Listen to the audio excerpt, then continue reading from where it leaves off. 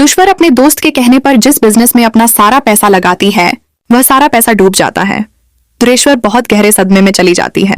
वह पुलिस के पास जाने ही वाली होती है कि रास्ते में उसका इतना भयानक एक्सीडेंट हो जाता है कि लोग देखकर हैरान रह जाते हैं। लोग जल्दी जल्दी आकर उसकी मदद करते हैं। उसी समय दुरेश्वर के मोबाइल पर तैमूर की घंटी बज रही होती है। लोग फोन उठाकर तैमूर को बताते हैं कि दुरेश्वर का एक्सीडेंट हो गया है। यह सुनकर तैमूर बहुत परेशान हो जाता है। उसकी अम्मी पूछती हैं, तैमूर बेटा क्या हुआ, तुम क्यों रो रहे हो? तैमूर कहता है, अम्मी दुरेश्वर आप ही का एक्सीडेंट हो गया है। तैमूर अपनी अम्मी के साथ तुरंत अस्पताल पहुंचता है और डॉक्टर से पूछता है, डॉक्टर साहब दुरेश्वर को क्या हुआ है?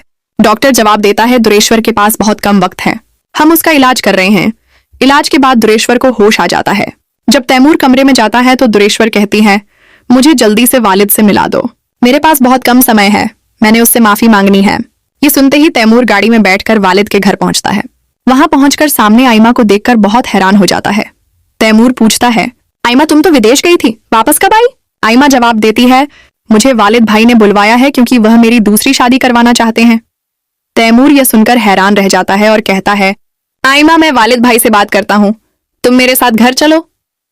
तैमूर वालिद के पास जाकर कहता है, वालिद भाई दुरेश्वर का एक्सीडेंट हो गया है, वह बहुत सदमे में है और मरने वाली है, वह आपसे माफी मांगना चाहती है, कृपया आप चलकर उससे मिल लीजिए। वालिद कहता है, ठीक है मैं तुम्हारे साथ चलने को तैयार हूँ। वालिद आइमा को लेकर तैमूर के साथ अस्पताल जाता है। जैसे ही वालिद कमरे में जाता है दुरेश्वर की आंखों से आंसू बहने लगते हैं। वह कहती है, कृपया मुझे माफ कर दो, मैंने तुम्हारी बेटी दुआ का ख्याल नहीं रखा, वह मुझसे छीन गई, मैंने तुम्हारी जिंदगी में कभी खुशी नहीं आने दी, मुझे माफ कर दो, मैं मरने वाली हूँ। वालिद कहता है, मैंने तुम्हें माफ कर दिया है, अल्लाह तुम्हें सेहत दे। वालिद वापस जाने लगता है। तभी दुरेश्वर आइमा को बुलाती है और कहती है, आइमा मेरी वजह से तुम्हारा घर बर्बाद हो गया, मैंने तैमूर और तुम्हारे रिश्ते को भी बिगाड़ दिया, मुझे माफ कर दो और तुम प्लीज तैमूर के साथ घर वापस चली जाओ। वालिद कहता है, दुरेश्वर तुम्हें तुम्हारे की सजा मिल चुकी है, अब तुम्हें अपनी गलती का एहसास हो गया है, आइमा तुम तैमूर के साथ घर चली जाओ। आइमा मान जाती है। तैमूर बहुत खुश होकर उसे घर ले जाता है।